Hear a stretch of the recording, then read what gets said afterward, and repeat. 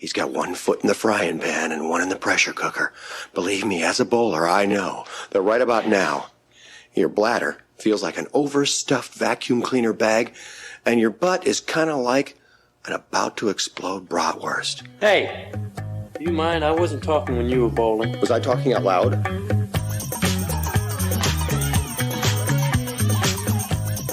Welcome to Munsons at the Movies. My name is Kyle. I will once again be your host, joined by the rest of the Munsons. Want to give them a wide berth. He's what is called a born loser. A real Munson. And talk a little bit about what's going on in their worlds. This time we'll start with Aubrey. It's summer. I'm a teacher. There's nothing going on in my life, and I absolutely love it. That's the update. Is that going to be your update all summer? No update, because I'm doing nothing. Absolutely nothing. Watch movies, play golf. That's it. Rigby. Oh, Rigby. What did you say? Oh, that's really interesting. You piece of shit. You're not here yet, are you? Because you're late. Rigby is late again, and he said he had a work call, which means I think he's a Golden Knights fan, and he had a lap dance to be had out there for the Stanley Cup Finals. Who knows? But when he gets here, we'll make fun of him. Case. Well, I do have an update. I'm on 2 weeks since my hip surgery. I'm on week 2 of 16 total weeks this summer being on crutches. That sucks, dude.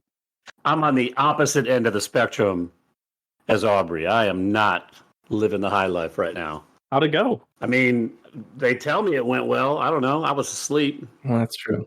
I did end up having to stay an extra night at the hospital because I couldn't pass the assisted walking test because the nerve block didn't wear off. Oh, boy. I could feel perfectly well where they did surgery. That hurt like hell. And I could feel my toes. Anything in between, I couldn't feel. I had no control over. And they're like, yeah, just go to bed. We'll wake you up in the morning and take you home. Did you get any fun drugs or what? No, everything's pretty straightforward. That sucks, man. James. This past weekend, I brought little Billy Atherton Jr. on her first flight, and it went well, shockingly well. We got lucky on the flight home in that the guy who actually was sitting next to us was hearing impaired. So her crying the whole time didn't bother him as much. Funny enough, she shit the moment we sat down. And so when the plane finally levels out and I get to use the bathroom, I go and I change her and I sit down and she shits again.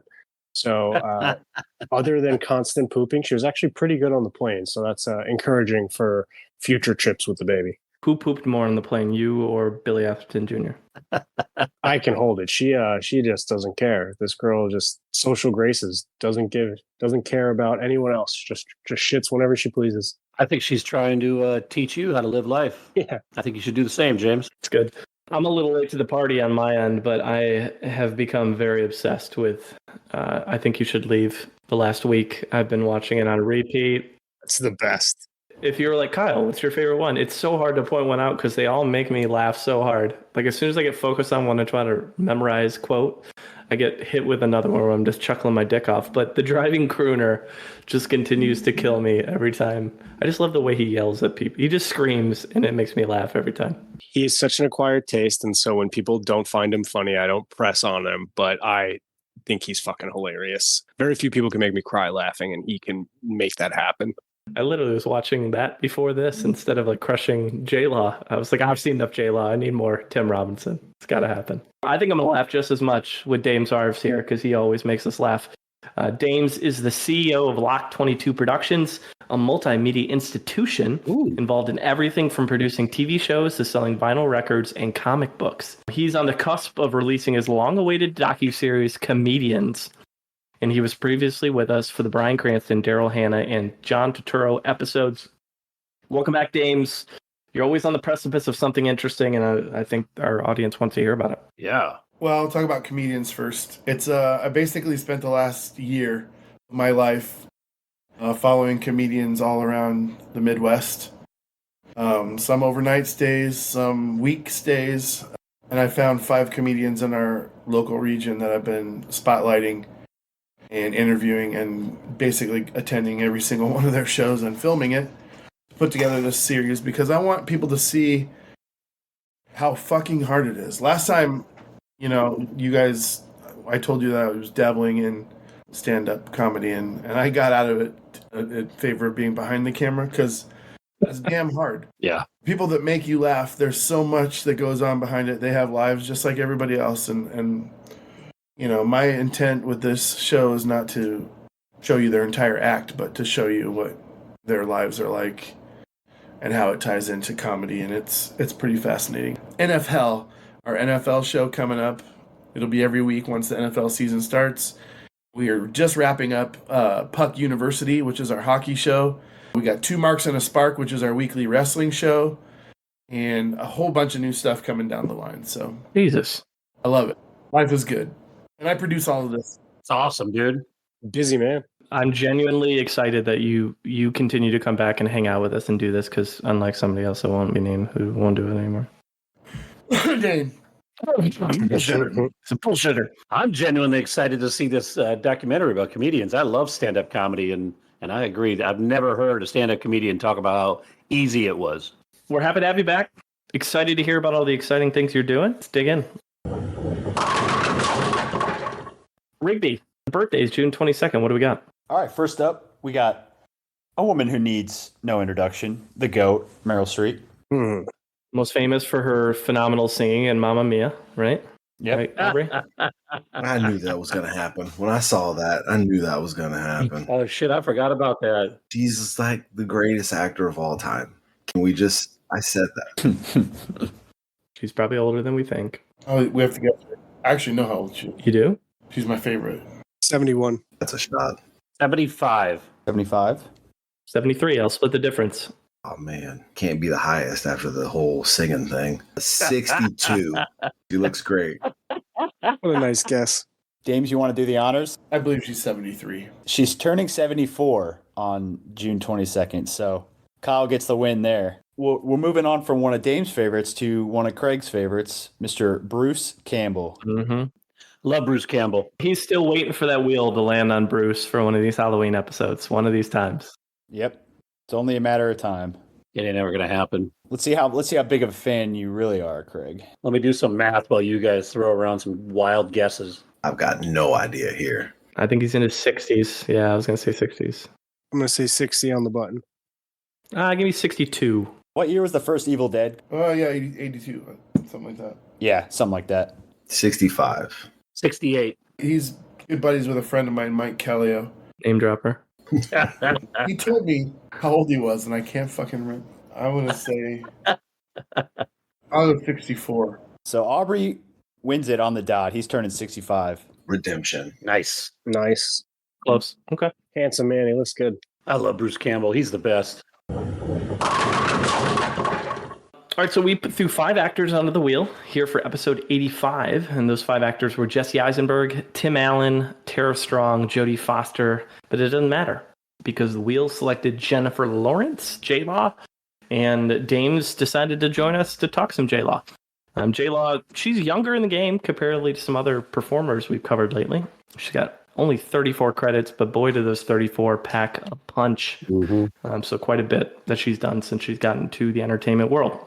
But before we get into the deets, we always start with James. 85 episodes in, he still finds a way to blow us away, astound us, synonyms, and he's going to do a little actor trivia. You guys are part of the initiated, but for those of you at home who are new listeners, I am about to read 3 facts, 2 of which are going to be true about Jennifer Lawrence, 1 of which is not going to be true about Jennifer, but it is going to be true about one of the many illustrious cast members of the Fast and Furious franchise.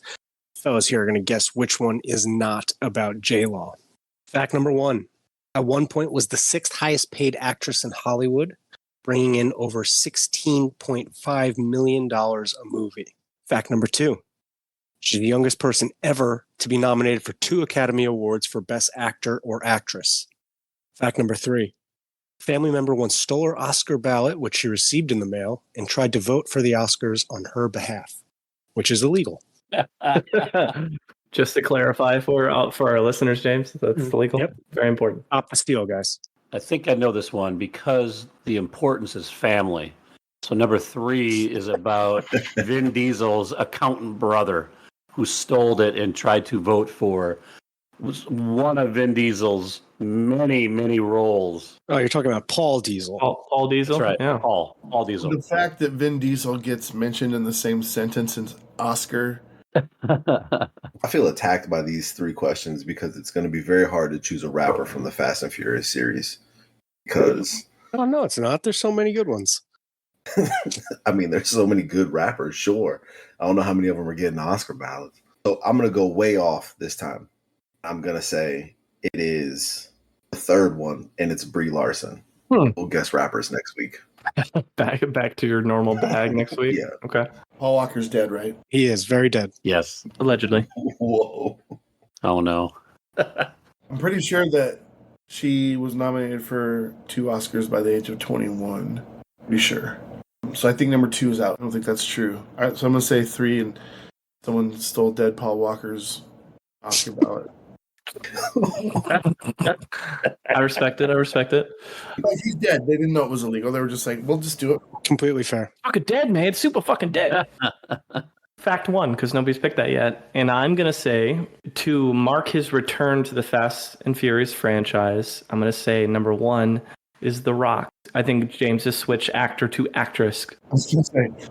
Spoiler, The Rock is back in and he and Vin Diesel are getting along. I'm going to go 3's The Lie, and I think that's Helen Mirren. It's a fair guess.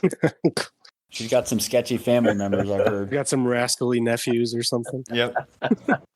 The Mirren family does seem untrustworthy. Yeah. Those Brits, dude. They should watch the Fast and Furious films, learn a little bit about family. I mentioned Paul Walker's dead every time we do this, and none of you ever call me out on it. I think it's funny. Every time you bring it up, I find it hilarious. First fact that is true is fact number 3. A family member actually once stole her Oscar ballot, which she received in the mail, and tried to vote on her behalf, which is not legal. Lawrence was aghast to find that her mother actually filled out the official ballot, which came in the mail, mailed it back, only to find out that it got returned to their home because it was mailed to the wrong address. She later said that her and her mom did not agree on her mother's Oscar picks, so she's glad she fucked that up and promised never to do it again. She's got a good relationship with her parents. I don't think her mom thought it was that big of a deal. Obviously, the Oscars likes the smell of their own farts, and they thought it was a huge deal. Just thought that was a funny story. Very humanizing for your mom to be like, yeah, who cares? I really love The Green Book or whatever. Like, yeah, it was a good movie. And she's like, Mom, what the fuck? Fact number 2, she's the youngest person ever to be nominated for 2 Academy Awards for Best Actor or Actress. That is true. Mm-hmm.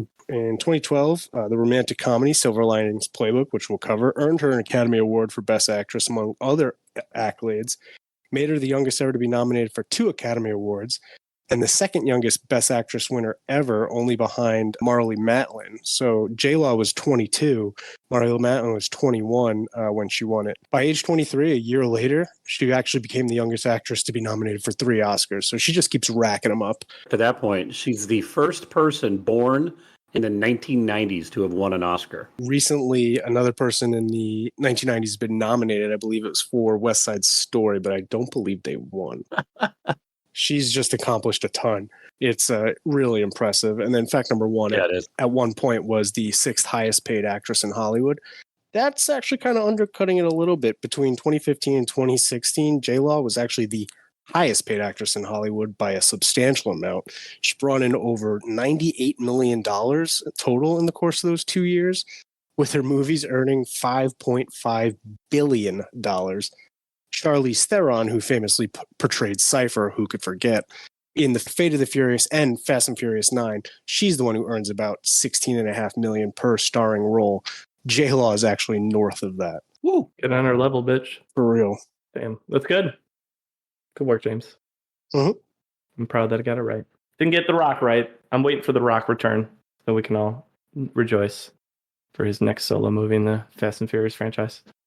All right, Case, tell us about her snapshot in box office history. I don't think anybody's going to be incredibly surprised at anything I'm about to talk about. Kyle talked earlier about the fact that she doesn't have as many credits, and she has done very, very well in the box office, as James has alluded to. So you put them together, the fact she's earned a shitload of money off not as many movies, and she's done big box office movies as well as smaller, I wouldn't say indie films, but dramas and stuff like that where the budgets aren't as inflated. She's going to do pretty well for herself. One of her most interesting movies, and I hope people know a little bit more about it than I do, is a movie called Like Crazy. And this has one of the lowest budgets we've looked at with $250,000, and it pulled in almost $4 million. And that is actually the sixth best performing movie when you consider investment upon return. But that is not her highest number. Her highest number in the areas we compare everybody is Star Meter, where our girl is currently 24th. The only one that was higher than that at time of recording was Bryan Cranston. no. Any other guesses on who was number one at time of recording? And I will say it coincided with this person having a sequel coming out, and both of them did very well in the box office. Is it Chris Pratt? Nope. That's what I was going to get. I mean, she's got the big time film coming up, so it's not shocking. Emily Blunt was number one because I believe we recorded around the same time as Quiet Place 2 was coming out. Oh, that's right. I remember that. Which was sneaky good. Here are her numbers. Her career is incredible, and we'll talk about it, so I'm not going to spend a ton of time right now. Total box office rank is 13th, which is incredibly impressive when you only have, 32, 34 credits. Mm-hmm. Star rank is number 2. Her average critic ranking is 20th. Average fan ranking is 14th. Like I said, she performs 6th in one box office metric and 22nd in the other. And when you put that together, she comes out being number 2. Wow. Dose. 2 overall, huh? Yep. I mean, she's just been A-list from the jump. Damn. And then she throws in these wild, almost indie level films, and they do well. Here's our top 5, and I think this is interesting. Maggie Smith is 1. Jennifer Lawrence is 2. Emma Thompson is 3. Leonardo DiCaprio is 4. And Allison Janney is 5. She's in everything. Yeah, She's damn good. Go listen to the Allison Janney episode if you're listening, because it's great. You double the Rigby, double the fun in that one. Go check it out. By far the youngest person in the top 5, too. We've been skirting around the middle and the bottom of that list for a while, so getting to a number 2 is pretty interesting. We'll see how it goes. Thanks, guys. She was born in Kentucky, Indian Hills, Kentucky in 1990, so that would make her, 32 years old. I feel old. She grew up in the Louisville area and started doing some stage work and some acting at a young age. I read that helped solve some of her anxiety. Was also a 4-sport athlete. She was a cheerleader, played several sports, so kind of a 5-tool player, She can act, she can do a little bit of everything over there. But what I did see in a video is that she was spotted by a talent scout in New York at 14, and that kind of led her on her trajectory to getting into entertainment. Family vacation to New York when, she was 14 years old and was approached by one of those people who you usually think's hustling you, like someone at the mall who's like, oh my God, you could be a model. Do you have $1,000? I'll take headshots for you. And so her parents thought it was nonsense. And the photographer was like, listen, it doesn't cost anything. We have a cold read tomorrow for an audition. Why don't you just swing by? It's completely free. She showed up, did the cold read. Everyone there told her, best cold read I've ever seen from a 14-year-old, and tried to convince her that she needed to spend the rest of the summer in Manhattan. After kind of leaving that agency, they didn't think it was real. They're like, yeah, whatever. The next day, agents followed up with her, invited her to the studio to do the cold read again. And again, they were blown away.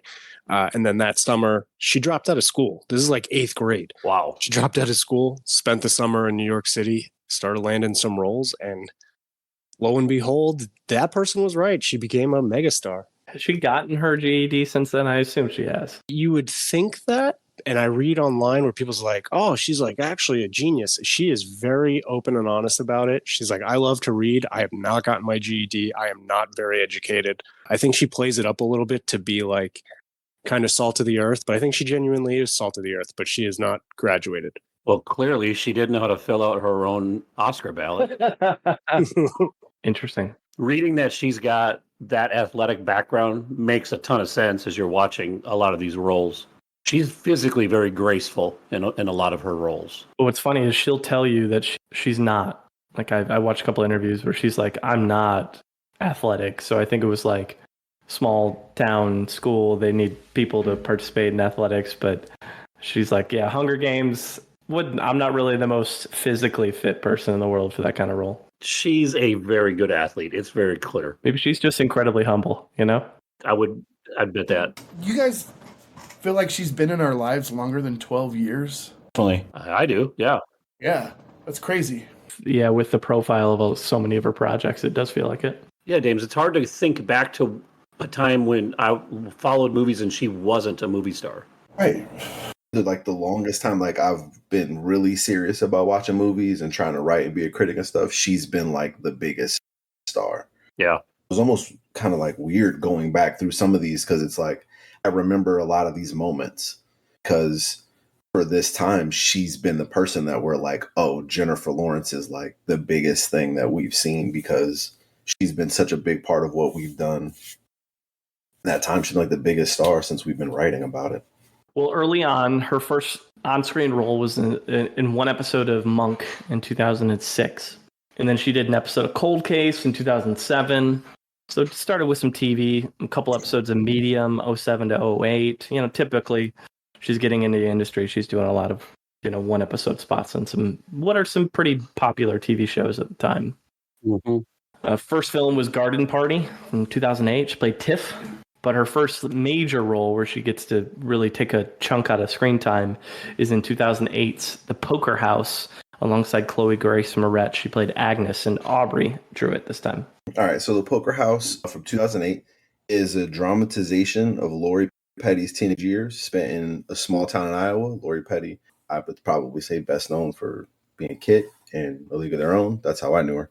Essentially, it's a film about a family that's reeling after leaving their abusive husband/father. The trauma of that situation follows the family, particularly the mother, played by Selma Blair, and that leads them into a worse situation. The Poker House, which is what the film's title is essentially like kind of like a whorehouse in the 70s. Mm-hmm. And so there's like they're playing cards and poker and stuff in there, but there's also like prostitutes and all this and drugs and all this. And it's led by its pimp, which is played by Bokeem Woodbine, who I love. His name is Duval, which was weird because of Florida. Anyways, the film follows the family through a brief time in which we get to see how each of them is trying to cope or escape that situation. It's a film with some good ideas. Like I like how you get to, it's a kind of movie. You're kind of just walking through what this experience is like for each of the people in this family. There's good performances. The movie is a bit of a mess. It kind of falls flat. It's scattered in a way that doesn't tie its emotional bits together. I'd say it's good intentioned and the execution is leaves a lot to be desired. Jennifer Lawrence, however, is incredible. It's easy to look back now with all that we know and be like, you could tell from the first time she was on screen that she was going to be a star. So like, it's hard to say that, but it's kind of like everything she's good at that you would say she's good at now, you would say is what makes her great, is present in this movie. She's super charming. She's funny. The way she interacts with her siblings. She has two younger sisters in the movie, one of them being Chloe Grace Moretz, who's great. Like as a child actor, Chloe Grace Moretz is like amazing. And so her plot line is kind of useless in this movie. She's really fun to watch. So that's great to see. But Jennifer Lawrence interacting with all these different people, she deals with heavy emotional bits. She has to be very like big and dramatic and convey a lot of emotion. It all works in a film that's not really working around her. It's one of those where like, if you want to see how naturally gifted she is, this is a good movie to see that. It's just not working around. Like Selma Blair is not really great. And when those things aren't working around her, she still shines. So it's an interesting movie. I wouldn't recommend it. I guess it would be one of these where be careful like what you're getting into. There's like an extended rape scene. Mm-hmm. And it's really sad for Bokeem Woodbine, who's a great actor, and it's nice to see him do things. And I was like, oh, great, he's in this. Talk about a turn. And then I get to the end of the movie, and I'm like, could it have been anybody else? So there's like some like real tough themes, but it's great kid acting. All three of the girls, including Jennifer Lawrence, are really good, and Jennifer Lawrence is great. So if it's one of those where if you can stomach some of the bad stuff, it's worth seeing to see how great she is. Aubrey, how were her like acting technical skills, or was it just raw talent? I'd say one of the things that just generally makes her a bit special is that she can kind of do it all. So she has like, she can do all of the things you would consider acting, you know? Mm-hmm. I think her natural ability comes in how she holds everything together. Like she holds your attention when she's just driving in a car. There's a sequence where they're singing a song together and you're all in on that. Like everything she does is really engaging. And I think that's where her natural ability comes in. I mean, she talks a lot about how she kind of just does what the director tells her to do. So you get a little bit of sense of that. But to me, technically, it all works because she is able to convey the necessary emotion without telling me what I need to feel. Okay. That's what I look for in great acting performances. And she can give you that in spades. Like, and she does that here, where it's a lot of complex emotion without saying a lot of things. You're not dealing with a bunch of exposition. You're just experiencing their emotion. I'm of the same mind as you, Aubrey. The Selma Blair character just kind of threw me for a curve. Didn't love it. He was committed. And it's just a hard movie to watch.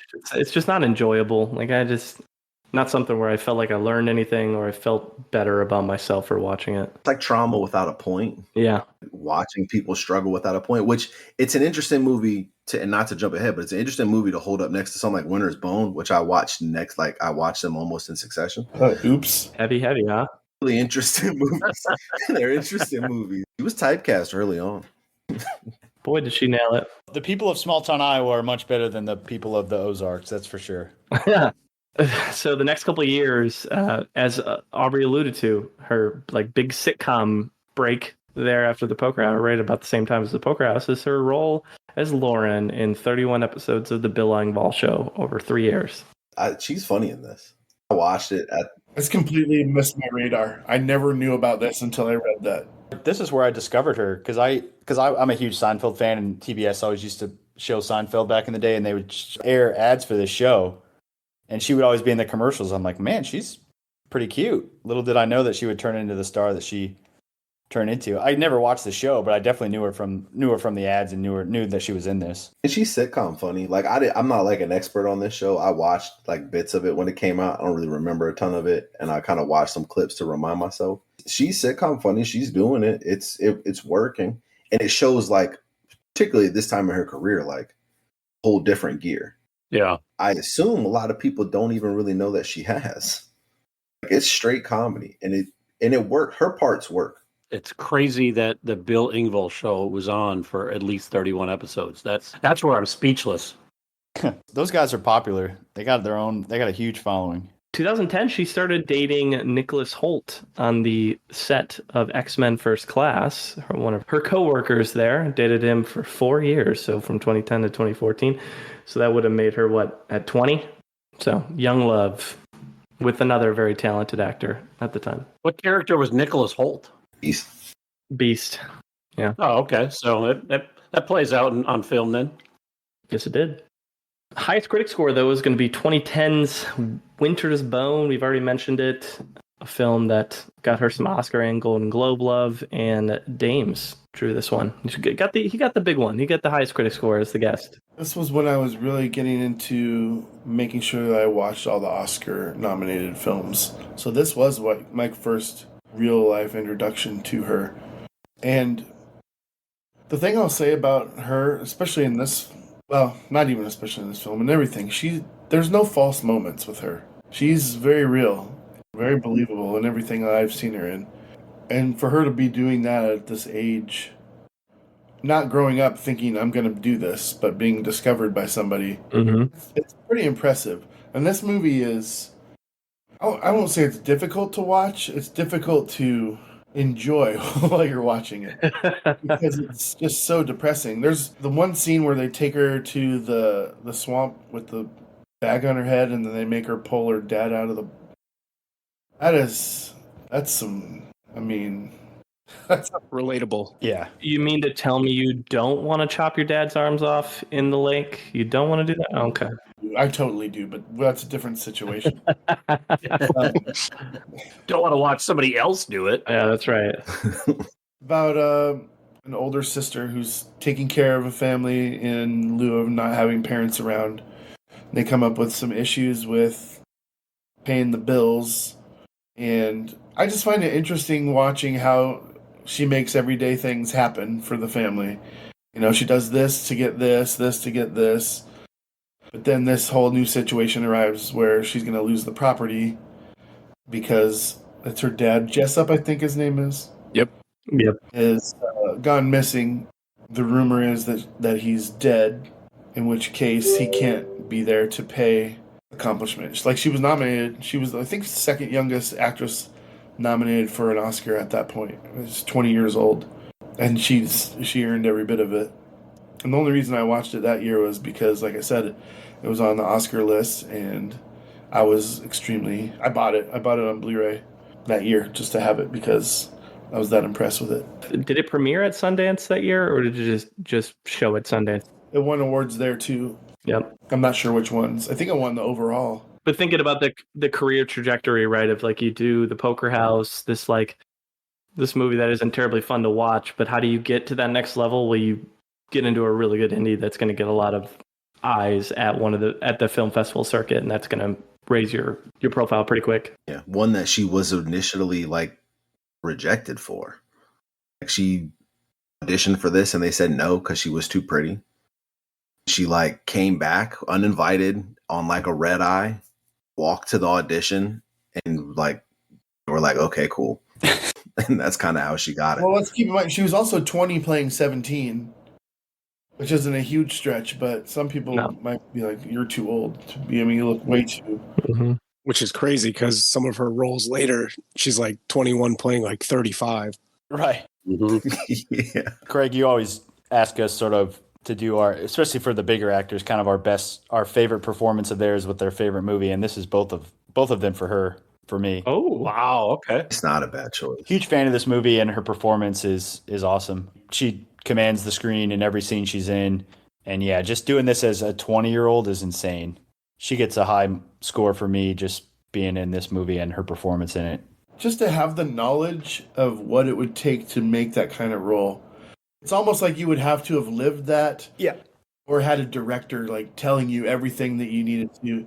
But I have a feeling that neither one of those is true. This movie does a really good job, and she does a really good job of portraying that lifestyle of the Ozarks that we mentioned, that really just like destitute lifestyle that people go missing every day, people die of drug overdoses every day. Like, it's just like these people have nothing to live for. And I thought that movie did a really good job of portraying that lifestyle. Well, Granick is good at this, though. That's who directed this. She directed Leave No Trace a few years after this, which is a great movie also. Oh, yeah. Great movie. It's really good at that. And I think because of that teaming, someone who has such a clear grasp of how they want it to look and how they want it to feel, it allowed Lawrence to kind of just do the thing she's really good at, which is to convey emotion and connect with audiences through that. Because you connect with the struggle. She's conveying like the complexity of her situation that she's conveying through that emotion. That's what you connect with. Mm-hmm. And you can connect with it easier because you're so immersed in what's going on. It's an incredible movie. 2011 brings us to that movie that Case talked about earlier, Like Crazy, played Sam. This movie's incredible. What's it about? This one's a little harder to recommend because it's also like crazy, terribly sad. It's a theme for her early on. She's probably in it for like 5 minutes, maybe. Okay. 5 or 10 minutes. She's not in it for very long. Spoiler. It's just kind of a love story, and it's more of a depressing one. It's just so well acted and so well shot, so well written that like I just love this movie so much. It's great that she's in it. If she was in it more, I'd probably say this is my favorite movie that she's done. Okay. I absolutely adore this movie. I don't know. If you're like me and you just want to be sad one day, watch this movie. It's incredible. We're back to the Beaver in 2011. She played Nora. There you go. Alongside Mel Gibson. Again, I saw it. I've never seen it. I don't know. Was this Mel Gibson's like first movie back from Hating Jews? The hiatus that he took for like 5 or 6 years, I feel like. I think it was. I want to say it was. It's directed by Jodie Foster. Don't forget that it was also hating black people. It was Jews and black people. So let's not let him off the hook for all of his discretions. The Beaver was his following film, so right around there. She entered the X-Men universe in 2011. I don't think we need to spend a ton of time talking about it because Case has a wonderful review coming eventually. But let's talk a little bit about her character, and maybe if any super fans on the pod want to talk about her approach to it. Yeah, so she plays Ravens, slash Mystique, whose power is she's a shapeshifter, one of the cooler X-Men powers in the universe. What made this movie fascinating, or actually kind of what made this entire trilogy fascinating, was it was done as like a pre-X-Men movie, so you kind of know how her storyline plays out, and this is showing how it begins. And so you know that eventually she becomes a bad guy. And I loved X-Men First Class and the following one. I thought they were both great, and I was a huge X-Men fan growing up, as we discussed with our James Marsden episode. And I think this was like the first one that they did where I was like, wow, I think they did a great job with it, especially with Michael Fassbender as Magneto. I thought he was fantastic. Oh, he's so good. You guys, I will reference this ranking several times throughout the night. This, according to MovieWeb.com, this is the third best X-Men movie. Oh, First. I bet I could guess. Dark Phoenix. No, X2, isn't it? It's not Apocalypse. Yeah. it's Logan. First is Logan. Yeah, definitely Logan. Oh, Logan. Yeah. Logan is number 1. Mhm. X2 is number 2, and then I'll save the rest for later. Yeah, save the rest. Yeah, save it, baby, save it. I didn't cover the main part of her character, which is she, despite being a shapeshifter in her natural form, she essentially looks like a blue alien, and she's got bright red hair, blue skin, and X-Men used to lean heavily into the being discriminated against because we're different. And so there's playing a lot off of racism. And her character is one of the characters that is kind of going through the inner turmoil of, I could present myself as quote unquote normal looking person. And Magneto, who you know ends up being a bad guy, is like, why would you want to do that when you're so much better as your blue version? And so she is probably put on about 12 hours worth of makeup a day for filming of this. Wow. Yeah.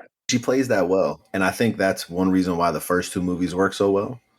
Like outside of just some of the other stuff that's going on, she plays that particular plot pretty well in the first two. And after that, these movies are a disaster. The first two are really good. I said I was going to shut up after this, but I really want to thank her for this part because of all the fucking cosplayers we get at cons doing that costume. Thank you so much, J-Law. Thank you. Thank the writers, Thank the writers. Was Rebecca Stamos the other?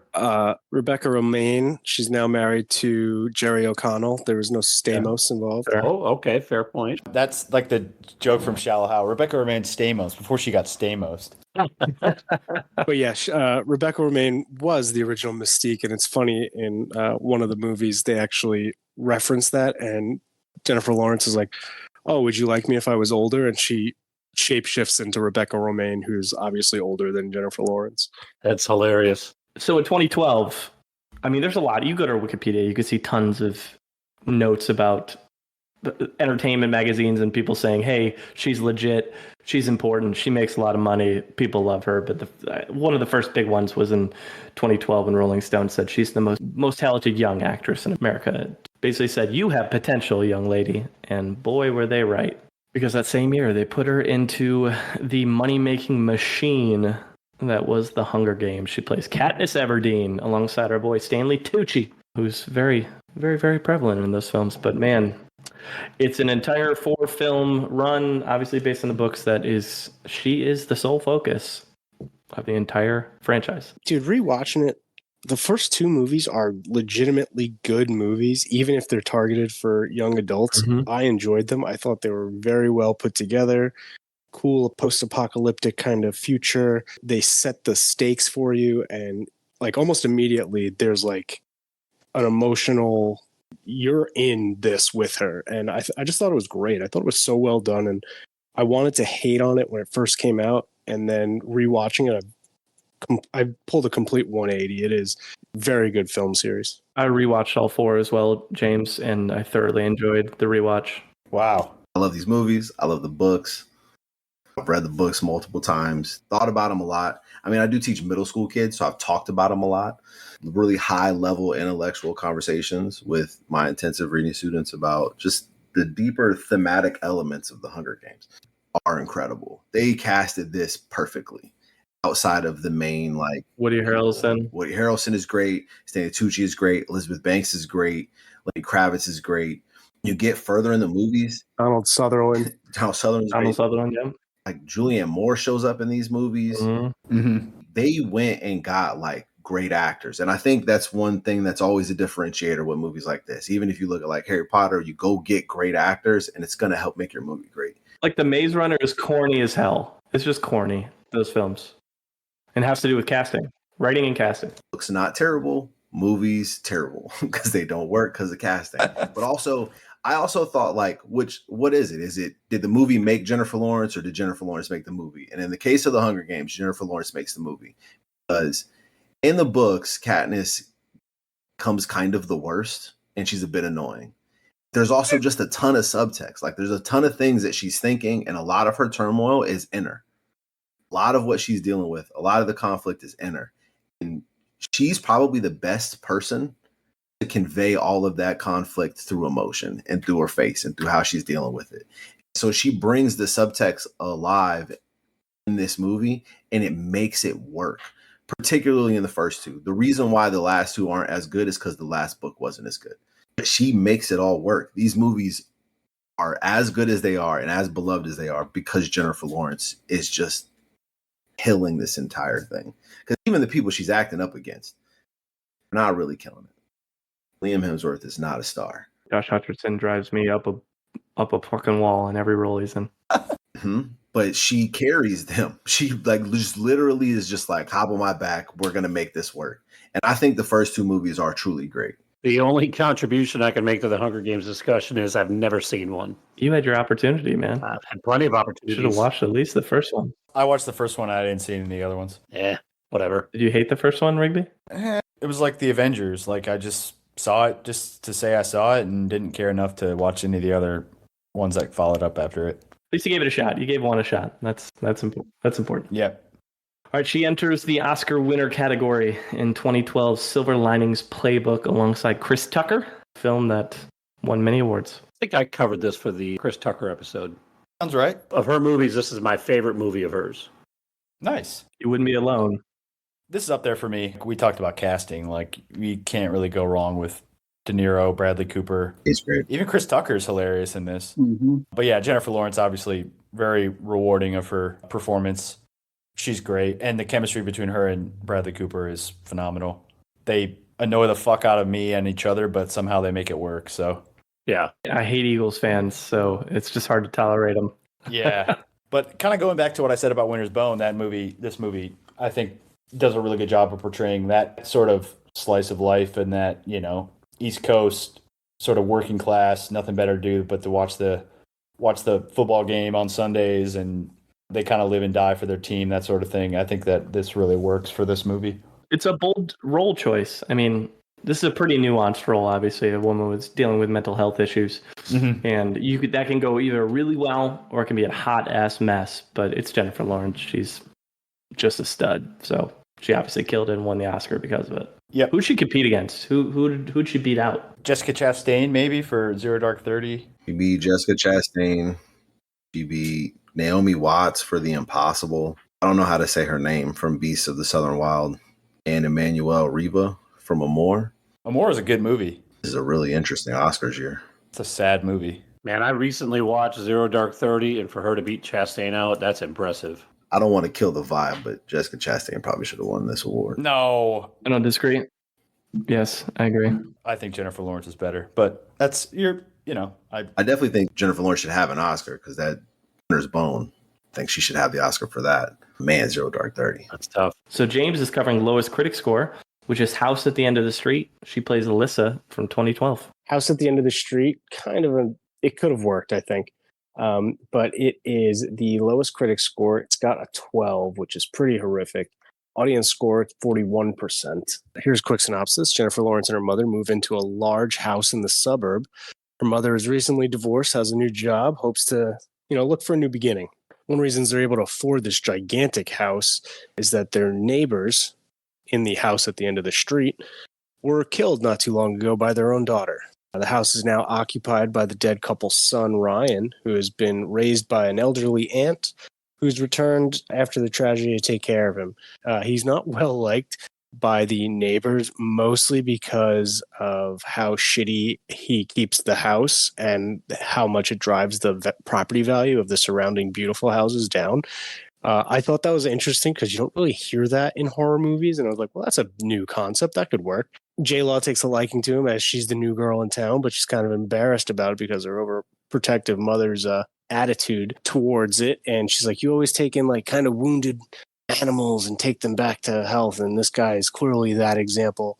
This movie is not a 12%, but it's not good. I think probably a little bit lower than where the audience is where I would put it, lower than a 40. The reason why is it's just not that scary. It's like a mixture of a couple movies. Like it's got the Man on Fire kind of style of editing where it's like grainy on purpose, flashbacks, cutscenes.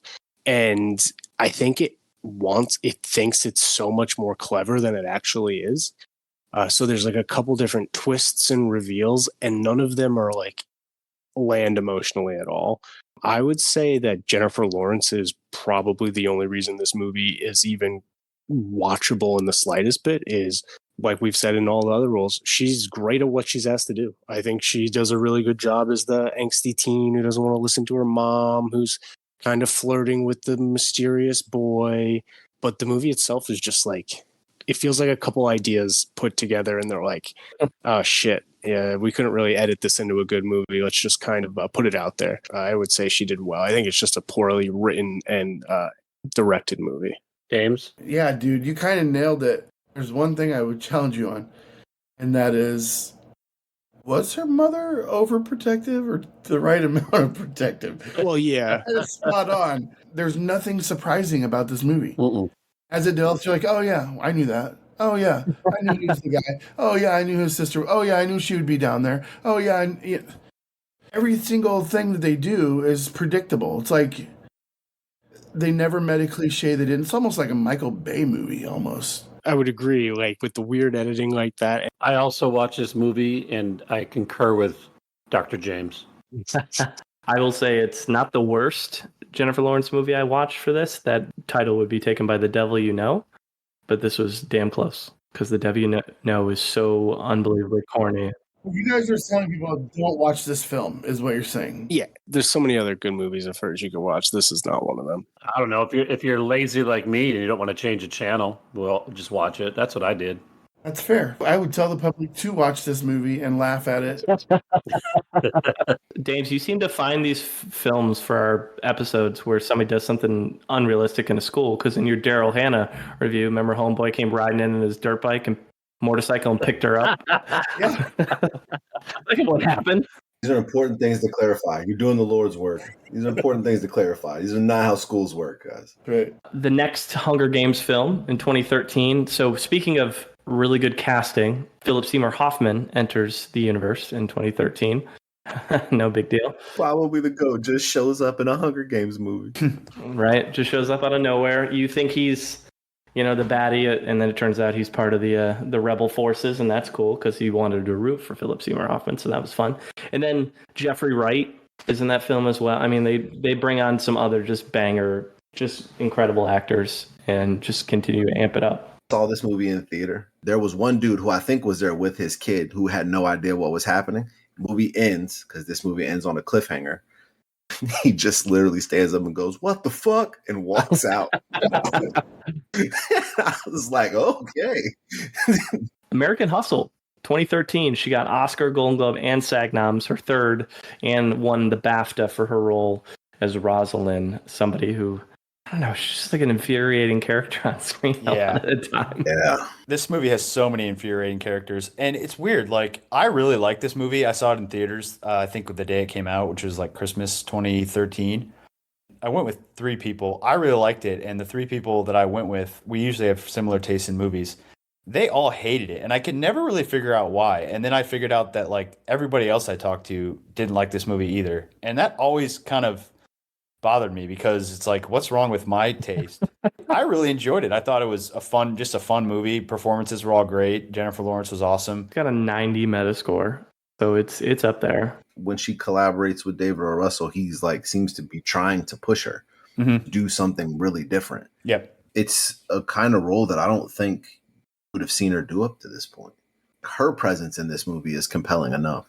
I think it's a good point too. The back-to-back David O. Russell connections with another one coming down the road here.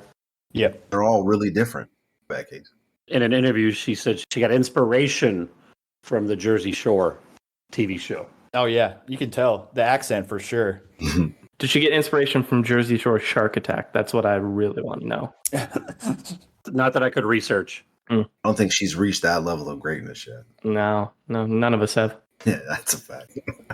Great story that it's based on too. Abscam. If you don't know anything about it, just how these FBI agents basically scam their way into politicians collecting bribes by disguising themselves as like Arab sheiks. Super interesting. I will say I saw some interviews where she talked about some of these actors she worked with. She said the most impressive actor she's worked with in her career is Christian Bale.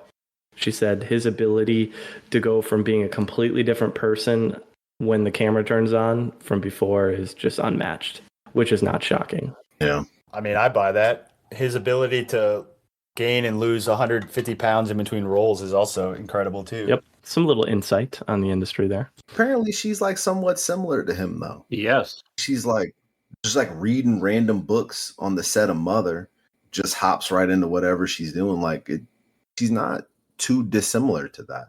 Maybe not as extreme, but I would agree. Another X-Men role in X-Men Days of Future Past, and so a couple more Munson crossovers there, and Elliot Page and Halle Berry.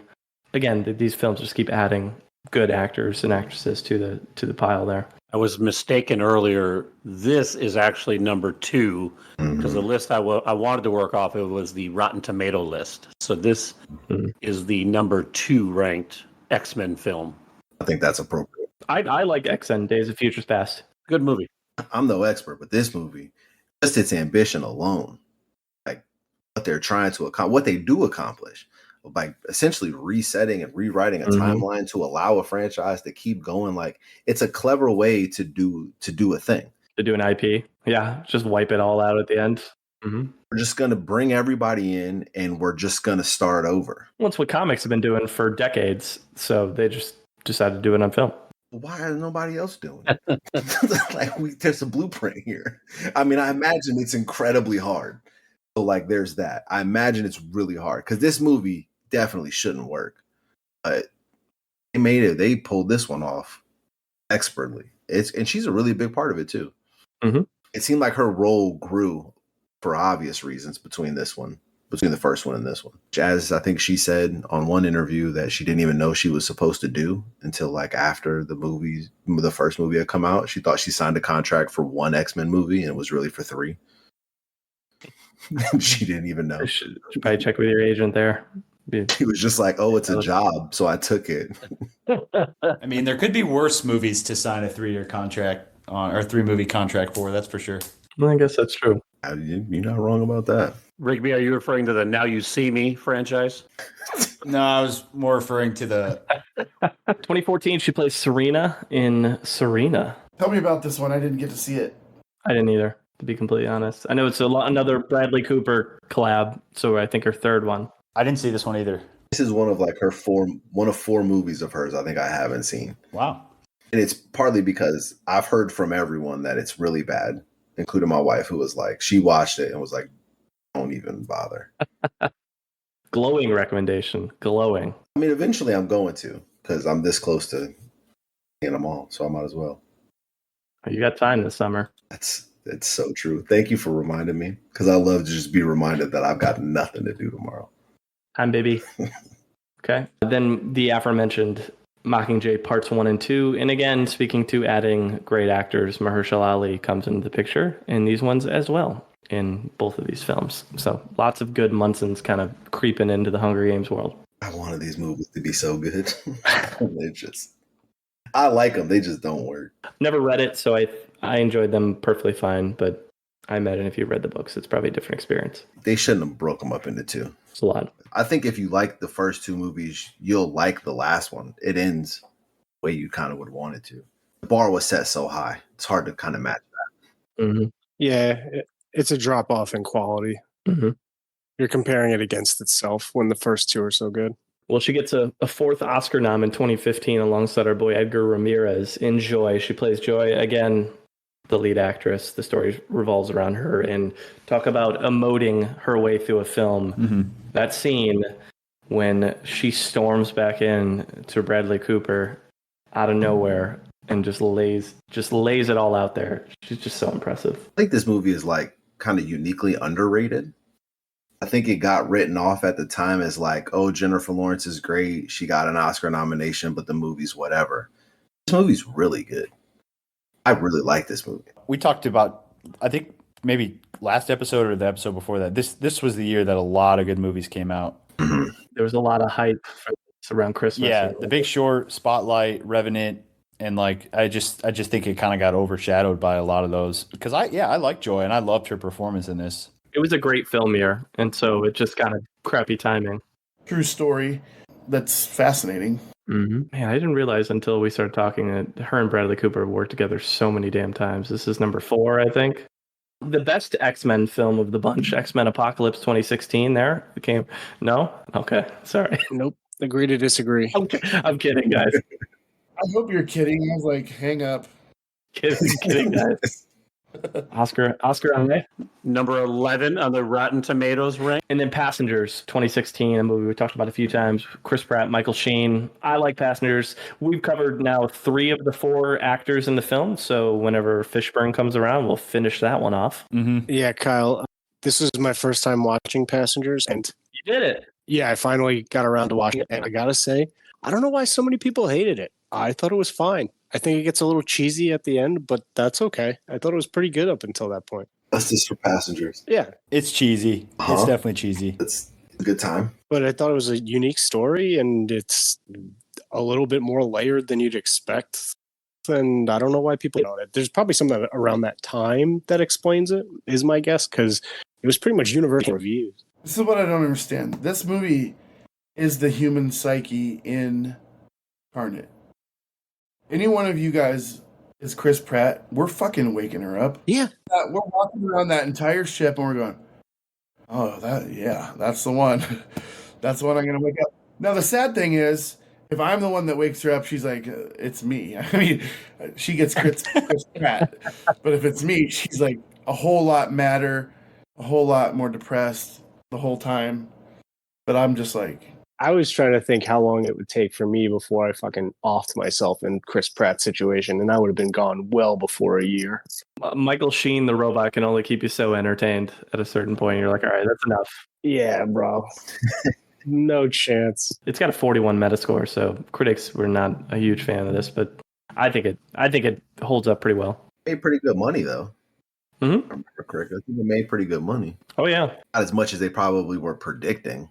Well, if we're going to be on this theme of films that are controversial with audiences and critics, boy, what a transition here to our largest critic gap, which is her role as Mother in Mother, a Razzie-nominated role from 2017.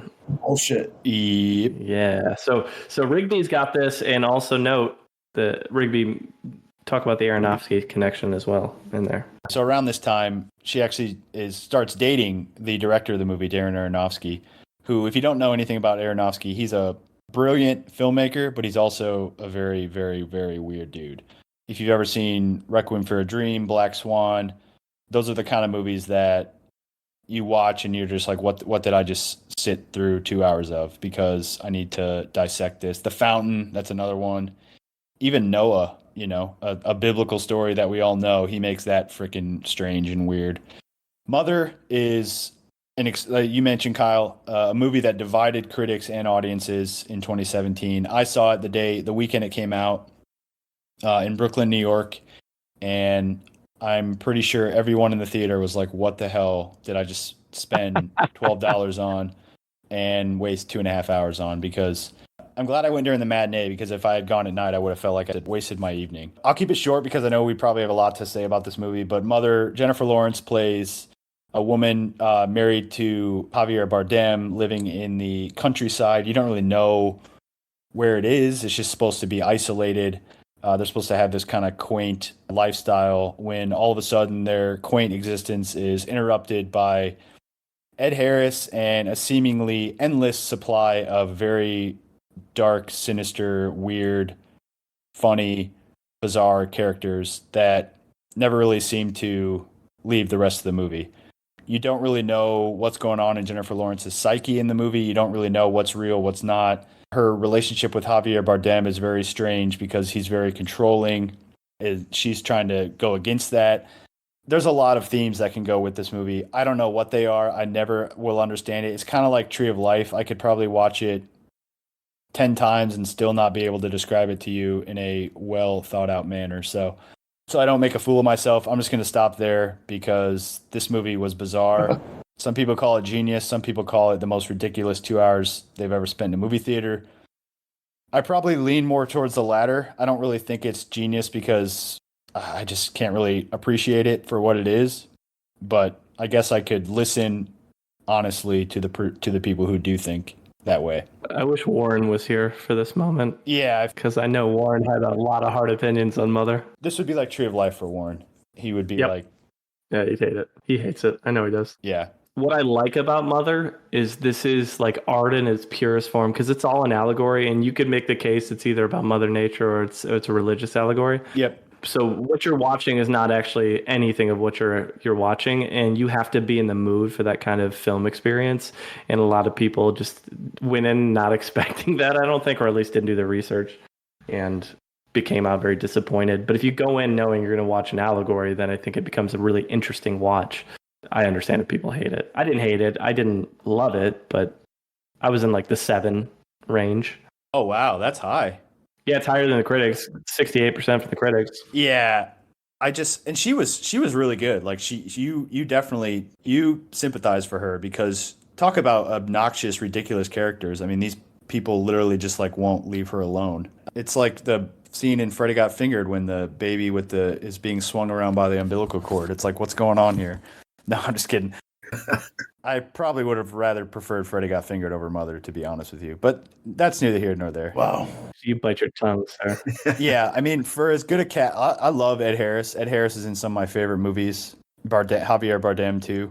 Just can't really get behind this one. I get what it's trying to do. It just didn't work for me. That's where I was when I first watched this. I remember then in the theater, I had a really hard time with this. And the rewatch changed me, though. I'm all in. Interesting. I'm all in. I think what I was trying to do the first time was just trying to figure it out.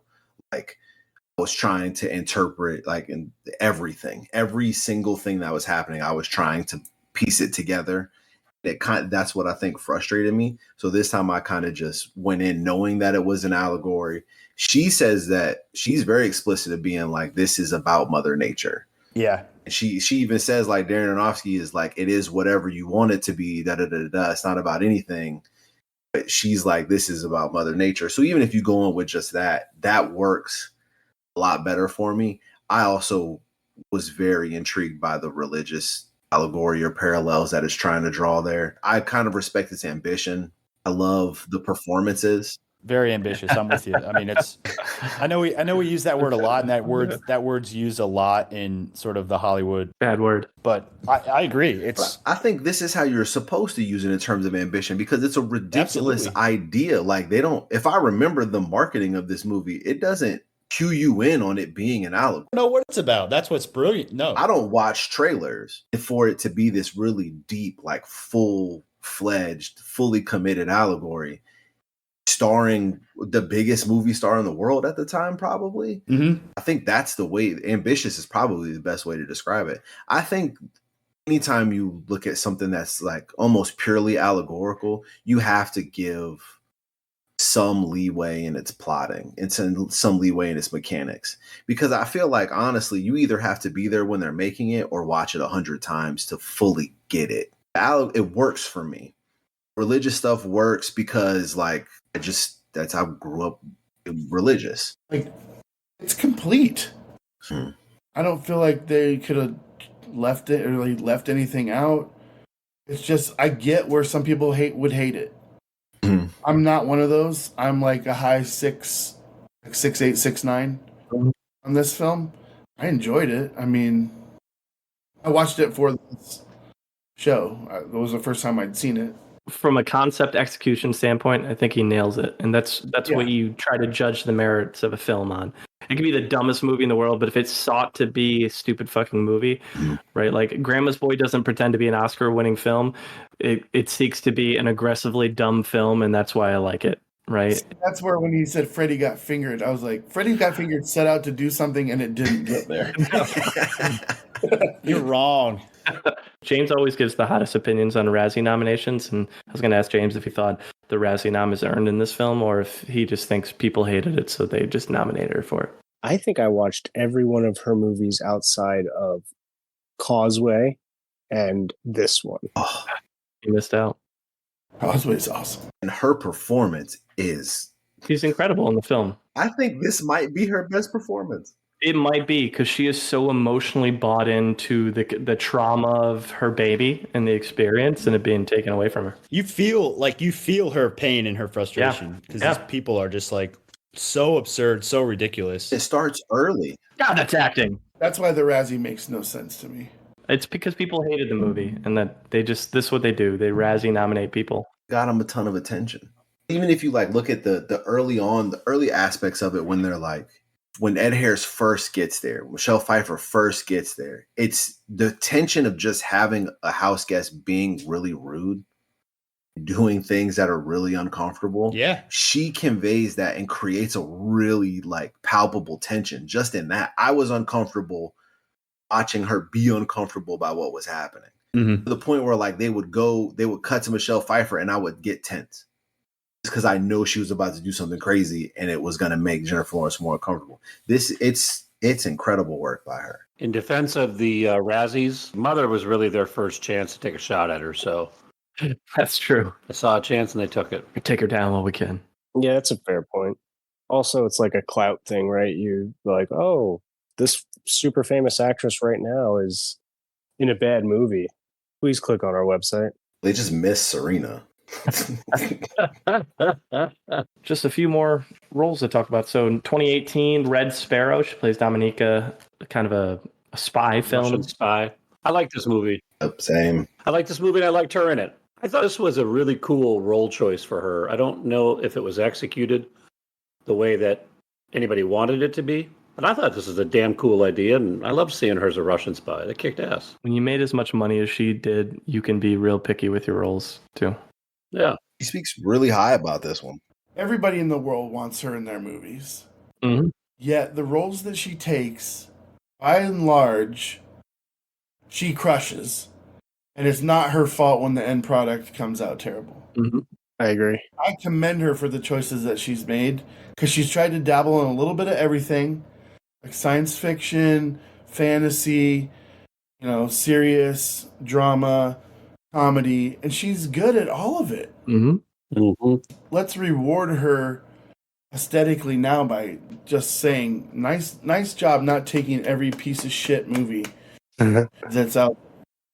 I agree with that. I think this movie's underrated also. Yeah, totally underrated. It's a bit long. I think this is the rare time that a story would have been better off as a miniseries than a movie. I think my problem with it is that it all feels a bit rushed. I agree. Yeah. It goes from prima ballerina to like top tier assassin in like an hour. And it's just like, all right, I need a little bit more time. But like other than that and her Russian accent, which is not great, I'm in on this movie. It's pretty good. Got a great cast, too. I mean, top to bottom, there's some really talented actors in this movie. You're 100% nailed that, though. This on like a Disney Plus miniseries would have been way better to flesh out those things. This on Disney Plus would have been wild. They have that parental advisory component to it. You could do it. 2018, she started dating Cook Maroney, got married, I believe, in 2019, and they've since had a son named Cy, I believe, C-Y.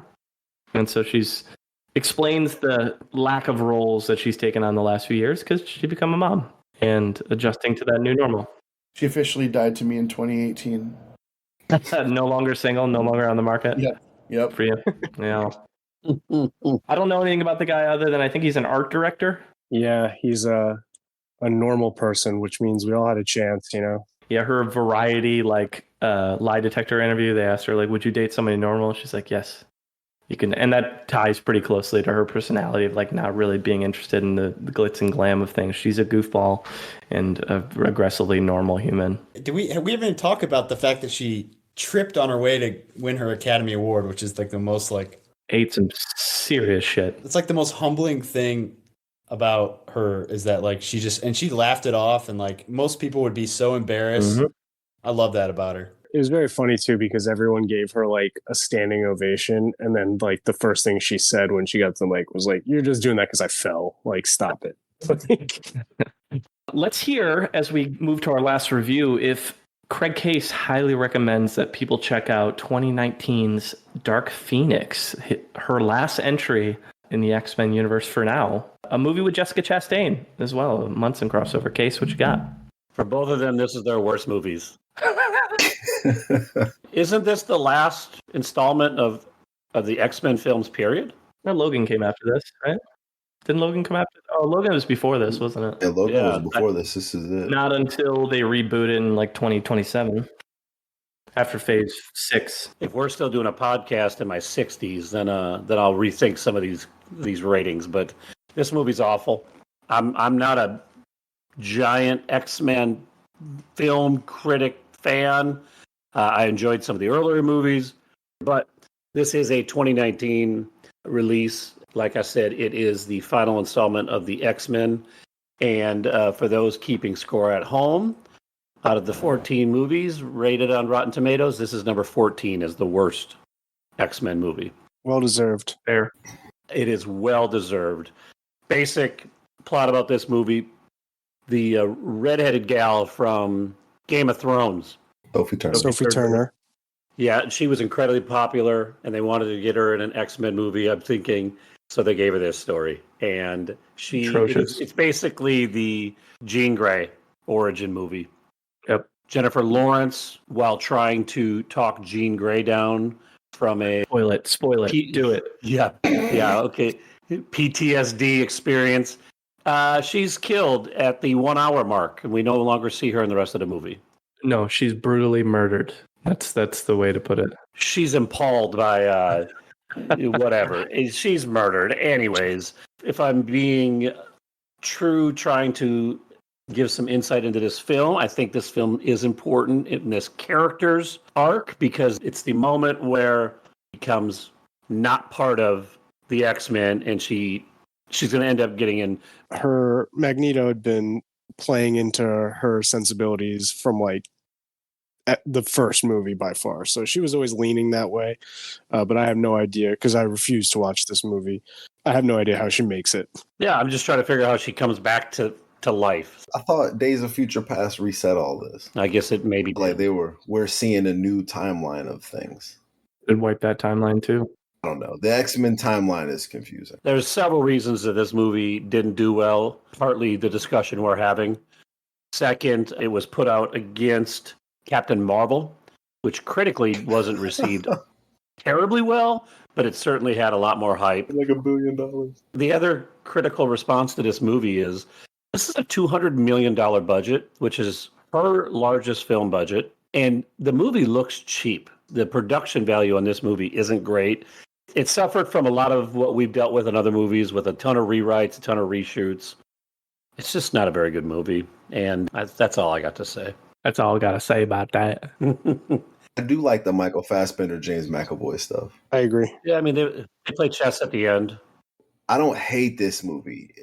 It's not good, but I don't hate this movie. Not an abomination. This film's like biggest problem is its lead. I don't think Sophie Turner is who this movie around.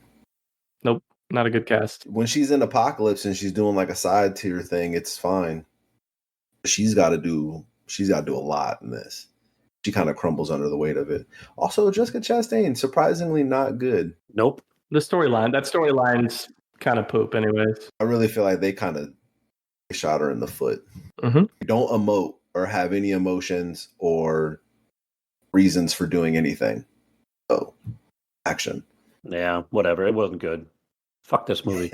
I was gonna say you could also tell that like Jennifer Lawrence was pretty much fucking over being an X-Men at a certain point, because it went from like she's sitting in like 8 hours of makeup, 12 hours of makeup, to being like they put on essentially like a blue wetsuit and gave her a red wig, and she's like, I don't want to do this shit anymore. Stop painting me.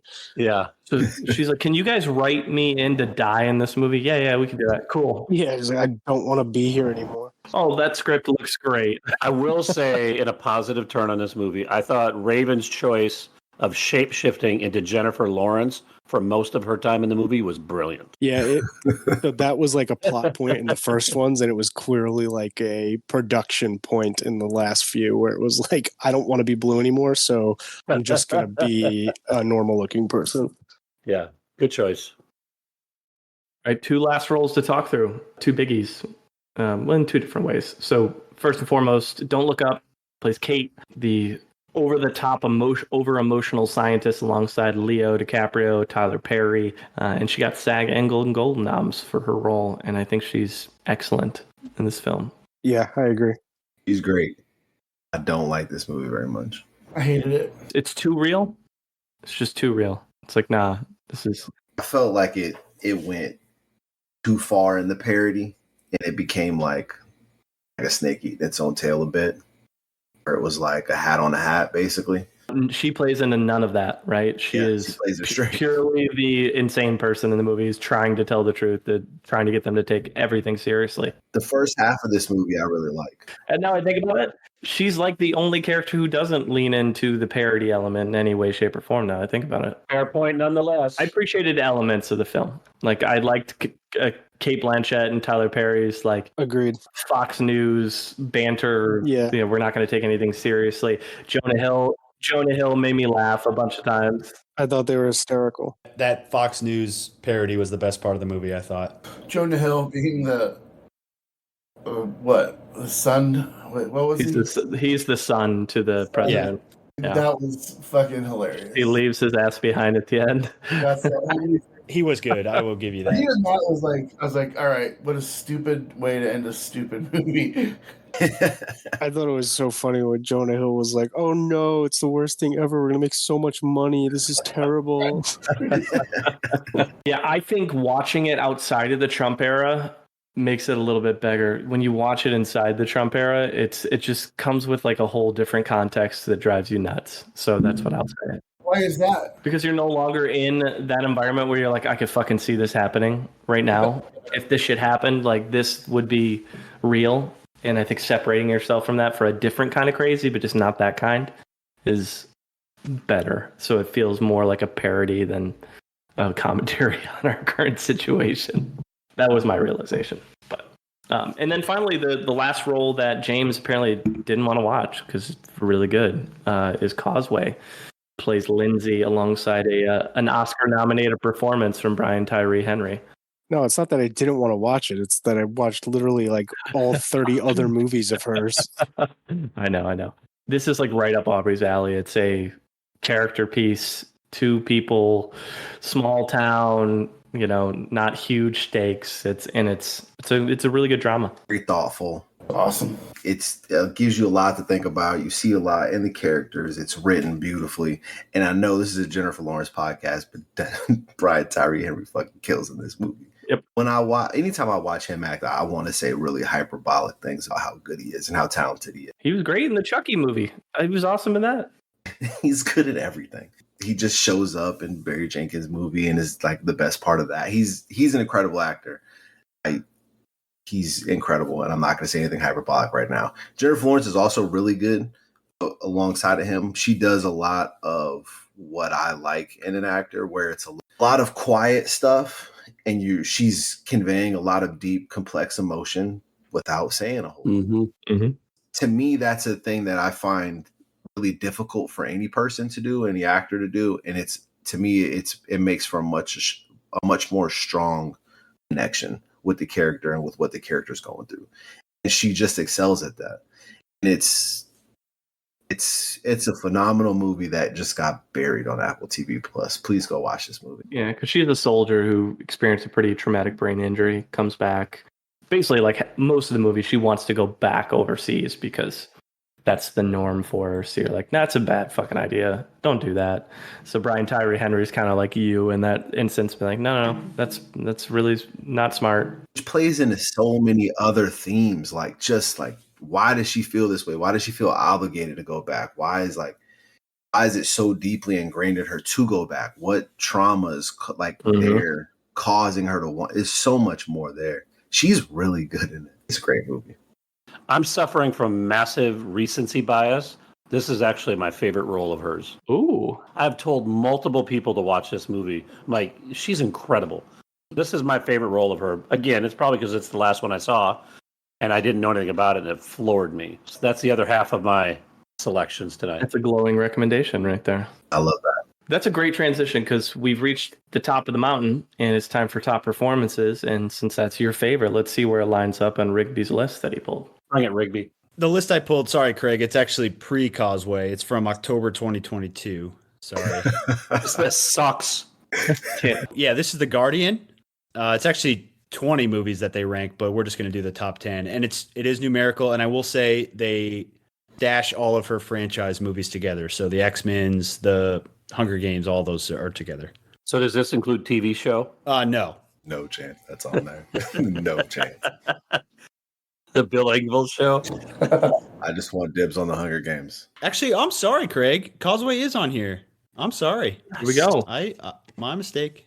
My mistake. It must have came out in conjunction with it. Aubrey's got Hunger Games on the board, and I have Causeway on the board. So Causeway, Craig, is number 9, so not number 1. And Hunger Games is number 5. And they say that the first Hunger Games is the best one. That's their 5.1. So it's interesting. They rank them like 5.1, 5.2. Yeah. The Guardian's wrong. I'm feeling pretty good that Mother is going to be a top 3 on there. I love that. It is number 3. Kyle, you'd be right. I love that.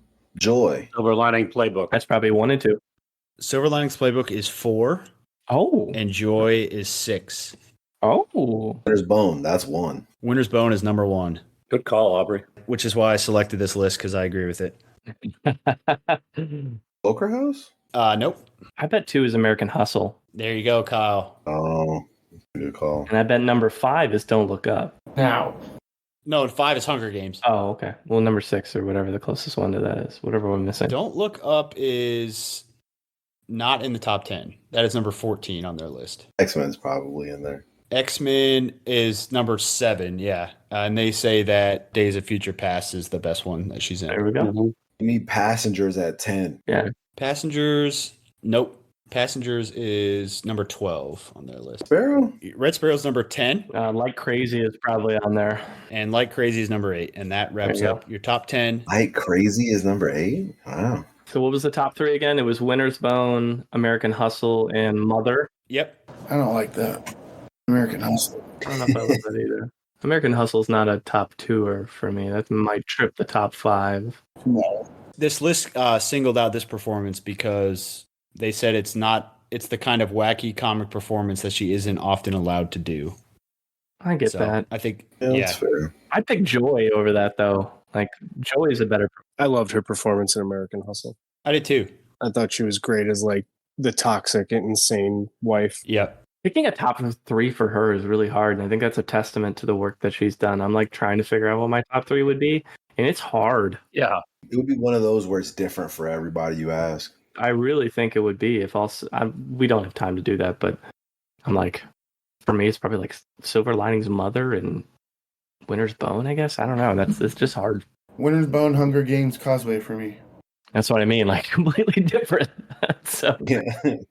The Hunger Games will be in mine for sure. that's the small sample size you needed to see. All right, well, let's get into the Munson Meter. What we do, we rate every actor on a scale of 0 to 100 based on a variety of factors. That could be anything from longevity, project choice, pop culture impact, acting range, awards footprint, any other talents they might have, personal life, comedic chops, box office success, or anything else that matters to us as Munsons.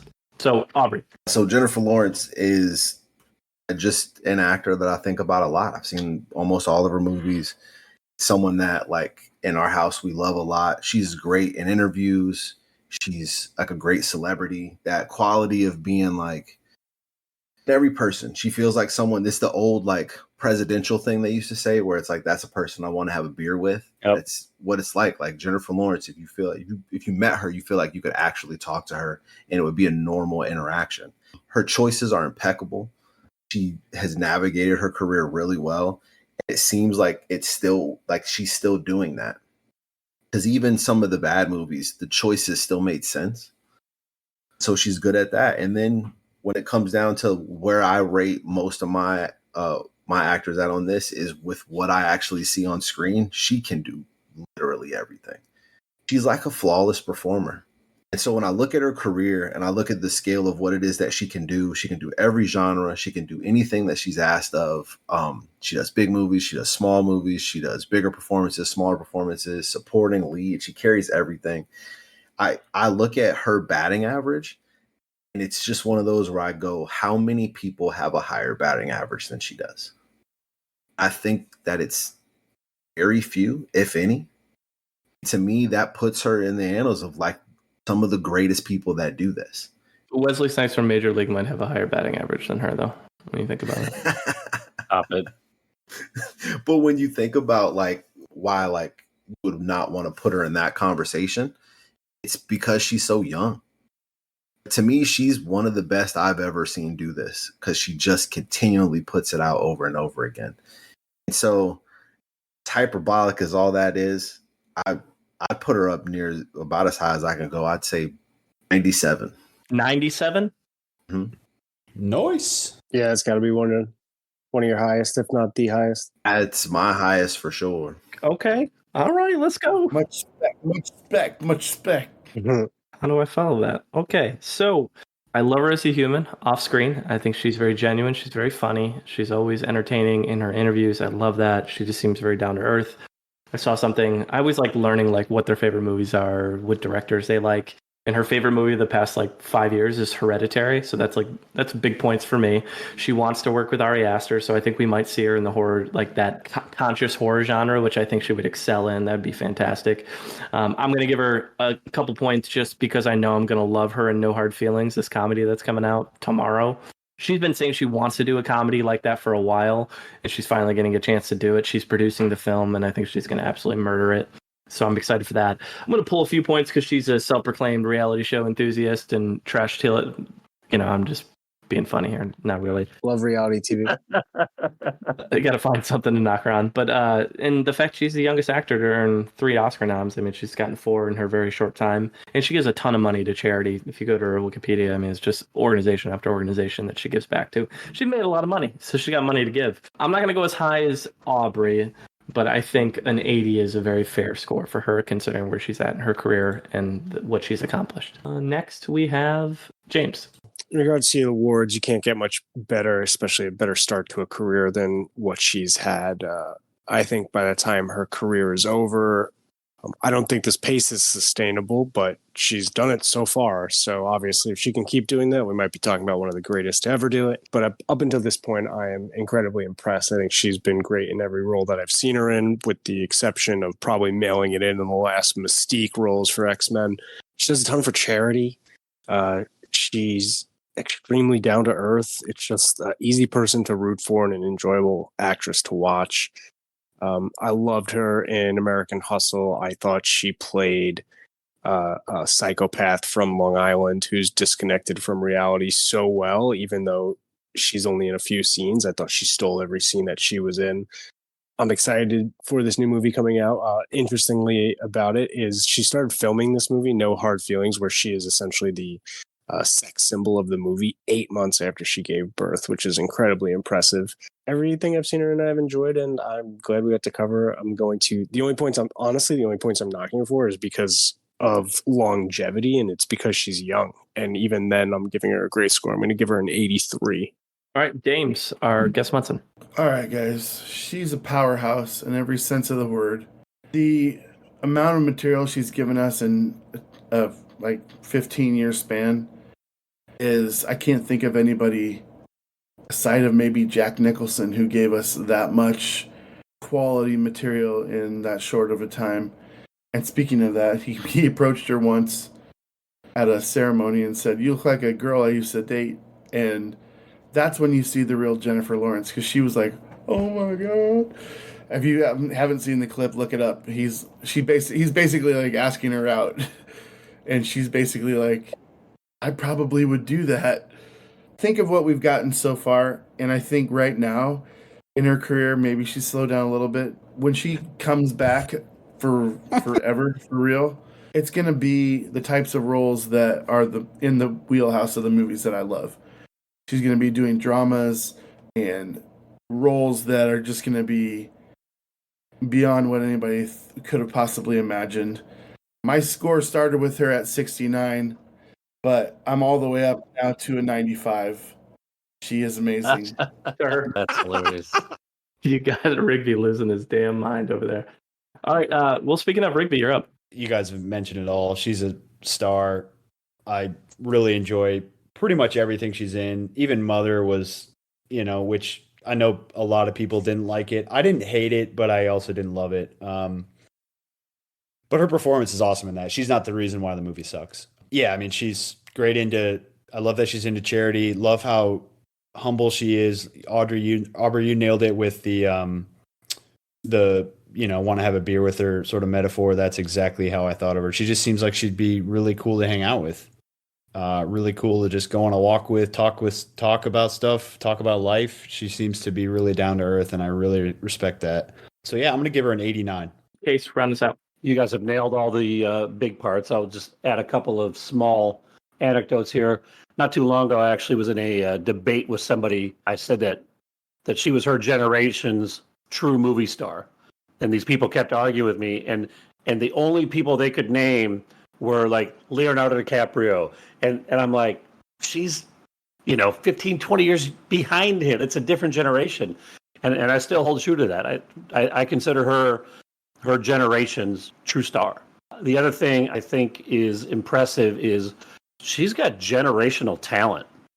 And in any field, generational talent usually gets wasted by lazy people and people that make bad decisions. And she has done neither of those. And to me, that's incredibly impressive. I've always been a big fan of hers, and I'm going to give her a 95 as well. All right. You guys are throwing out some high scores. Yeah. I love it. The only thing that's stopping me from giving her a 90 is that she just hasn't been around long enough. Yeah, I can't do it. Yeah. You got to give me 30 years in the industry before I start giving you 90 pluses. Kyle, you got to remember this, though. You put a lot of work into yours, and mine are fictitious. So I had a barroom conversation not too long ago, and I defended her for hours. I'm going to stick with my 95. Yeah, that's true.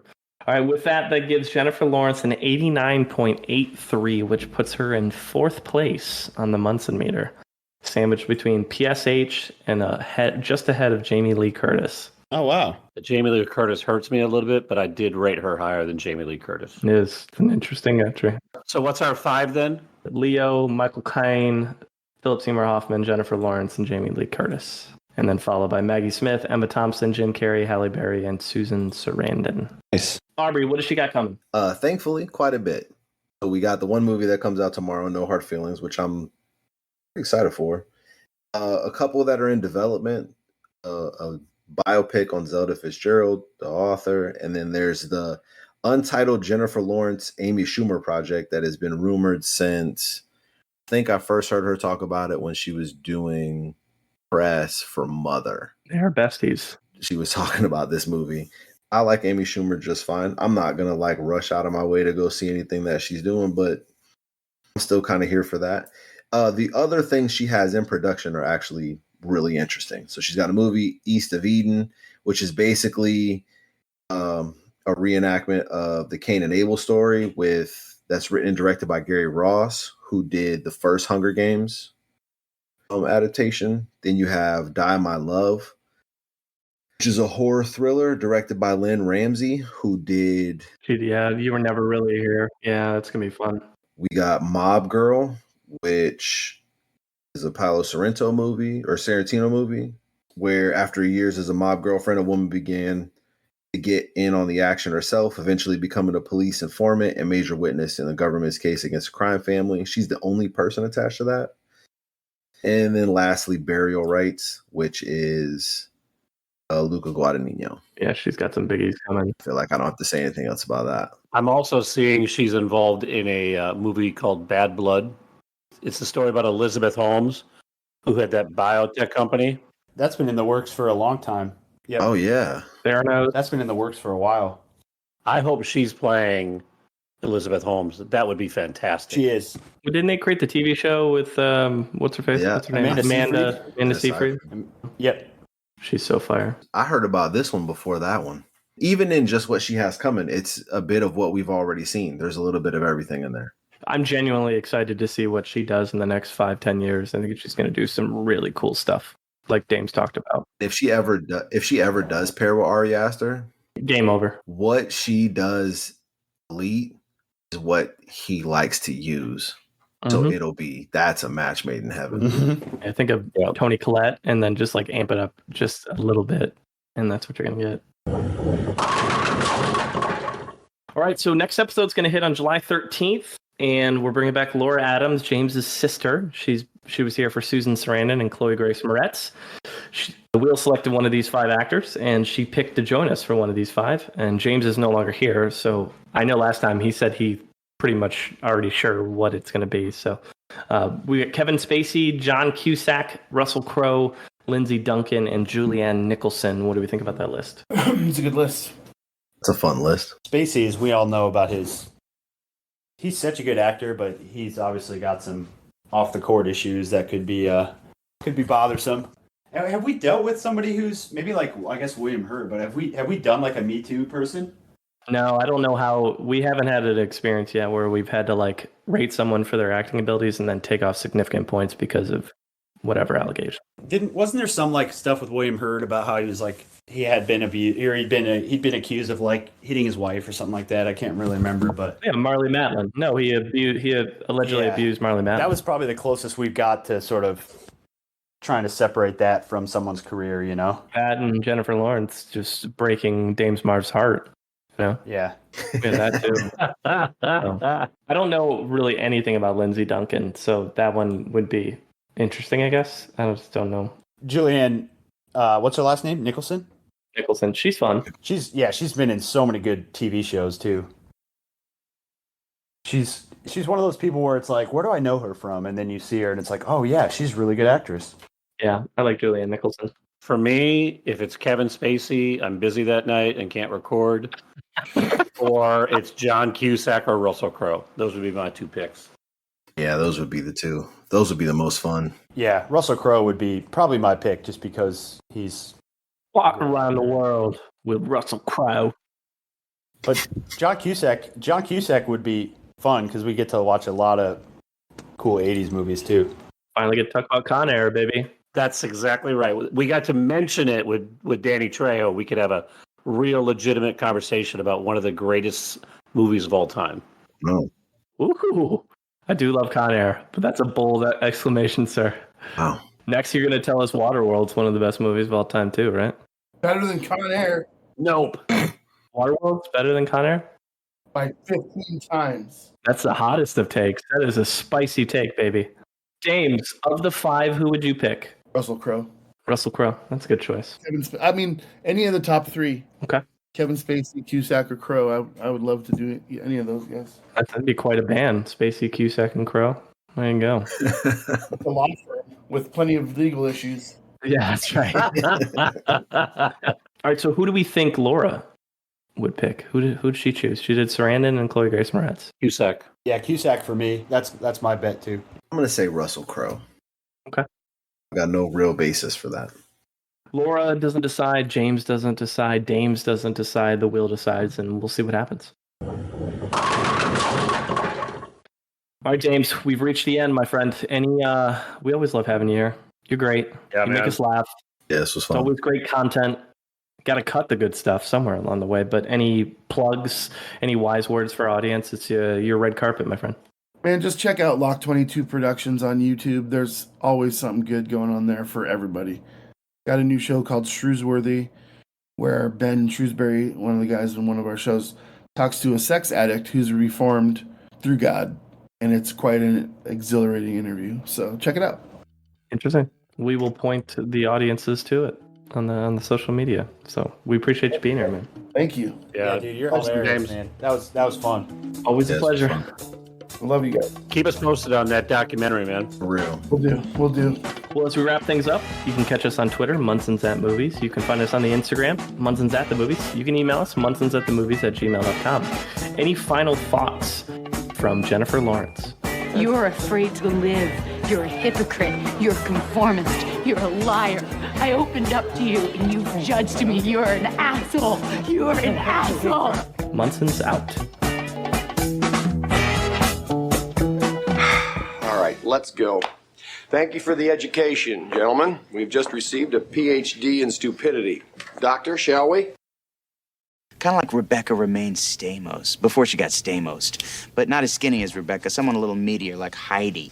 But without the accent, you know, those accents, yeah, yeah, yeah, yeah, yeah, yeah, yeah, yeah, yeah, yeah, yeah, they really get old fast. You know what I'm saying, someone like that.